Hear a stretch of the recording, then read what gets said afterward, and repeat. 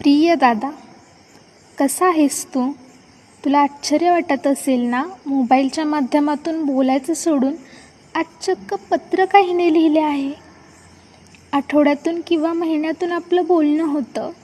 शिक्षणासाठी आपण दोघंही घराबाहेर पडलो आणि घरी आई बाबा दोघे एकटेच पडले. ते देखील त्यांच्या कामात व्यस्त असतात. त्यातून त्यांना आपल्याशी रोज बोलणं शक्य होत नाही. आपल्याला कोणत्या गोष्टीची कमी पडू नये म्हणून ते दिवस रात्र कष्ट घेत आहेत. काय रे दादा, आजकाल असं समजतंय तुझी चिडचिड खूप होत आहे. तुला डिस्टर्ब होऊ नये म्हणून आम्ही तुला सतत कॉल करून त्रास देखील देत नाही. याचा अर्थ असा नाही की तुला एकटं पाडलं आहे आम्ही किंवा तुझा विसर पडला आहे आम्हाला. या स्पर्धा परीक्षेमध्ये तुला टिकून राहण्यासाठी आणि यश मिळवण्यासाठी प्रयत्नांची पराकाष्ठा करावी लागेलच.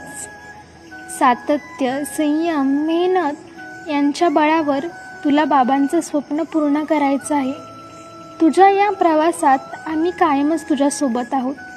त्यामुळे स्वतःला कमजोर आणि एकटं समजू नकोस.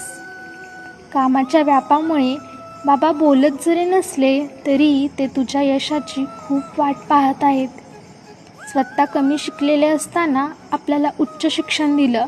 बाबा व्यक्त होत नाहीत कारण ते वाट पाहत आहेत त्या सुवर्ण क्षणाची, जेव्हा त्यांचा मुलगा अधिकारी बनून घरी येईल. त्या दिवशी मात्र ते मन भरून व्यक्त होतील.